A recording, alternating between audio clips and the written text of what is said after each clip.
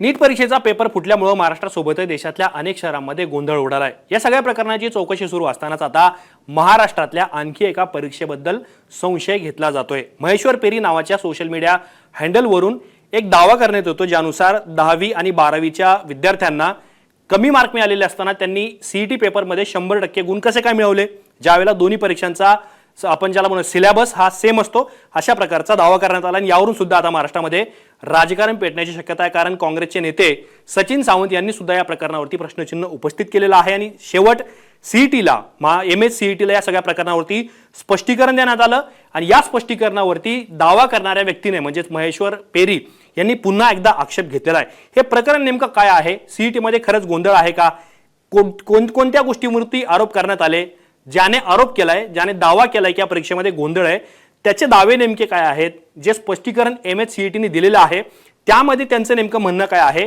तेच मी तुम्हाला या व्हिडिओच्या माध्यमातून सांगणार आहे।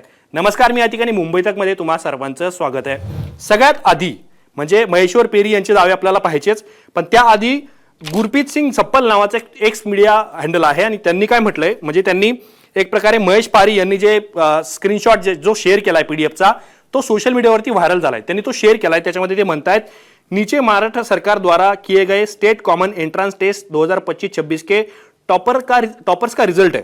इसमें 7 के 100% परसेंटाइल म्हणजे त्यांना 100% गुण मिळालेले आहेत। 13 की परसेंटाइल 99.999 है, लेकिन इसमें सीरियल नंबर 1, 2, 5, 9, 13, 15 देखे।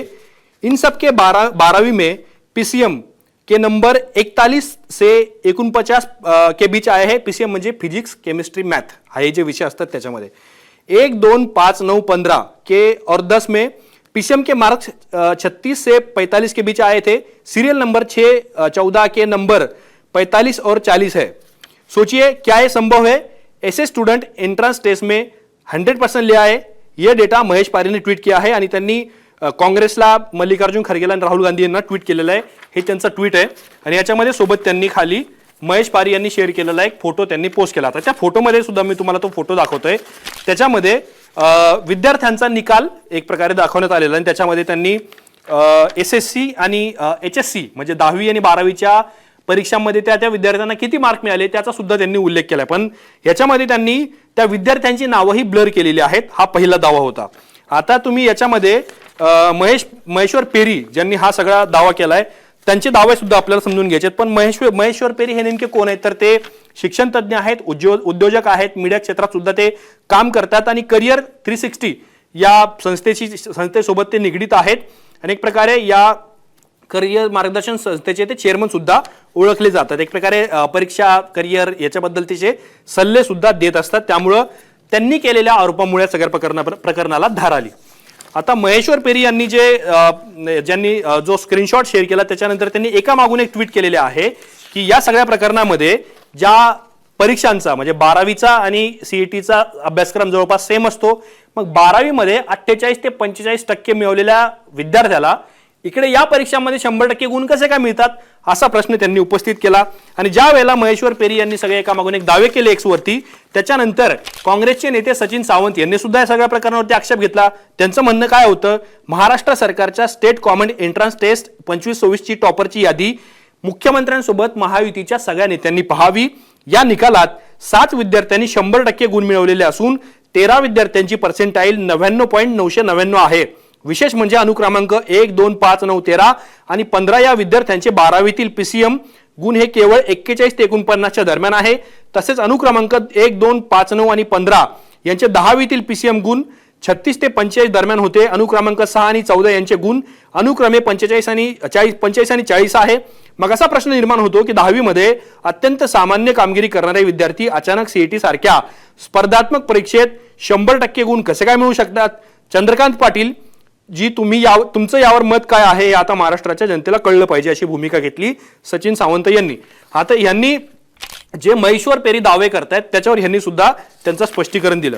आता महेश्वर पेरी यांनी एका मागून एक ट्विट्स करून एक प्रकारे सगळ्या प्रकरणावरती एक प्रकारे खुलासा करण्याचा प्रयत्न केला, त्यांची बाजू ठेवण्याचा प्रयत्न केला, परंतु ज्या वेळेला हे सगळं प्रकरण समोर आलं त्यावेळेला मुंबई तकने सीईटी या महाराष्ट्राच्या संस्थेसोबत संवाद साधला किंवा त्यांना या सगळ्या प्रकरणाबद्दल विचारणा केली. सीईटीने एक स्पष्टीकरण जारी केलंय. ते स्पष्टीकरण सध्या माझ्या हातामध्ये आणि या स्पष्टीकरणानंतर महेश्वर पेरी यांनी सुद्धा त्यांची बाजू मांडली आहे की सीईटीच्या या सगळ्या स्पष्टीकरणावर त्यांचं नेमकं म्हणणं काय, त्यांच्या आरोपांचं तथ्य नेमकं काय आहे, सीईटीने काय म्हटलंय हे आधी आपण सुरुवातीला पाहूया. खुलासा केलाय महाराष्ट्र राज्य सामायिक सेवा परीक्षा कक्ष महाराष्ट्र राज्य मुंबई. त्याच्यामध्ये ते काय म्हणतात, आज दिनांक 18 मे 2026 रोजी श्री सचिन सावंत यांच्या म्हणजे त्यांच्या पोस्ट अकाउंटवरून सीईटीच्या 25-26 बीई बीटेकच्या अस्थायी गुणवत्ता यादीवर ट्विट केले गेले आहे. याबाबत सीईटी कक्ष खालील खुलासा सादर करत आहे. म्हणजे एक प्रकारे त्यांनी सचिन सावंत यांच्या त्या एक्स पोस्टचा रेफरन्स दिला. सदर इमेजची पडताळणी सीईटी कक्षाने केली असता अस्थायी गुणवत्ता यादीची ही इमेज चुकीची असल्याचं निदर्शनास आलं. म्हणजे जी यादी किंवा जो स्क्रीनशॉट पीडीएफचा व्हायरल केला जातोय, महेश्वर रेड्डी यांनी शेअर केलाय किंवा त्यांचा पीडीएफचा तो स्क्रीनशॉट सचिन सावंत यांनी शेअर केला, त्या सीईटी कक्षाचं म्हणणं आहे की हे चुकीचं आहे. एक प्रकारे निदर्शनास आम्ही आणून देतो आहोत. दुसरा महत्त्वाचा मुद्दा याच्यामध्ये, या ट्विटमध्ये दिलेला निकालाचा तपशील व सीईटी कक्षाने प्रसिद्ध केलेली गुणवत्ता यादी यामध्ये कुठलाही संबंध दिसून येत नाही. म्हणजे निकालाचा तपशील आणि आम्ही जी गुणवत्ता यादी प्रसिद्ध केलेली होती याच्यामध्ये कुठलाही साधर्म्य नाहीये. हे दोन्ही वेगवेगळे आहे किंवा याच्यामध्ये कुठलाही संबंध नाहीये. दुसरा महत्त्वाचा मुद्दा काय आहे, सीईटीच्या मूळ अस्थायी गुणवत्ता यादीची सुरुवात ही विद्यार्थ्यांच्या ऍप्लिकेशन आयडीने म्हणजेच मध्ये इन पासून होते, पण ट्विट केलेल्या यादीमध्ये ऍप्लिकेशन आयडी मध्ये पीसीएम पासून सुरुवात केलेली आहे. यामुळं ट्विटमधील यादी आणि सीईटीची यादी याचा कुठलाही संबंध नाही. याचबरोबर इतरही तपशील जुळत नाही.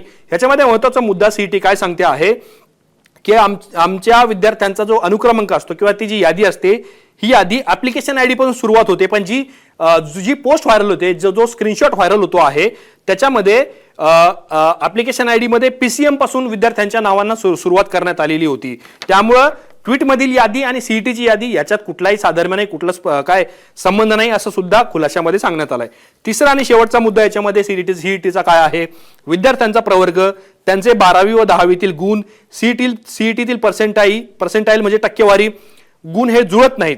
त्यामुळे सदरच्या चुकीच्या अस्थायी गुणवत्ता यादीच्या इमेजला सीईटी कक्षाची मान्यता नाहीये. विद्यार्थ्यांनी या अस्थायी गुणवत्ता यादीच्या सदर इमेजवर विश्वास ठेवू नये. 25-26च्या सीईटी अस्थायी व अंतिम गुणवत्ता यादी सीईटी कक्षाच्या संकेतस्थळावरती उपलब्ध आहे. म्हणजे त्यांचं काय म्हणणं आहे की विद्यार्थ्यांचे 10वीचे गुण किंवा 12वीचे गुण आणि सीईटीतील पर्सेंटाईल त्यांनी मिळवलेली याचे गुण जुळत नाही. एक प्रकार जो दावा व्हायरल करण्यात येतोय त्यामुळे विद्यार्थ्यांनी या सगळ्या व्हायरल दाव्यावरती आक्षेप काय आपण ज्याला म्हणूयात विश्वास ठेवू नये. आणि तुम्हाला जर याच्याबद्दलची अंतिम गुणवत्ता यादी हवी असेल तर ती आमच्या वेबसाईटवरती देण्यात आलेली आहे.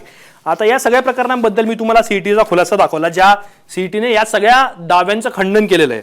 पण दाव्यांचं खंडन केलेलं असलं तरी महेश्वर पेरी यांनी पुन्हा एकदा त्यांचा ट्विट केलाय आणि त्या ट्विटमध्ये त्यांनी दावा केलेला आहे की माझा मुद्दा जो होता त्याच्यामध्ये ते काय म्हणतायत की एकाच राज्यातील आणि जवळपास समान असलेल्या 2 परीक्षांमध्ये MHCET मध्ये 100% मिळवणाऱ्या राज्यातील टॉप विद्यार्थ्यांना HSC मध्ये सुमारे 51% गुण मिळालेले आहे. हा विषय कधीच ऍप्लिकेशन नंबर्स बद्दल नव्हता.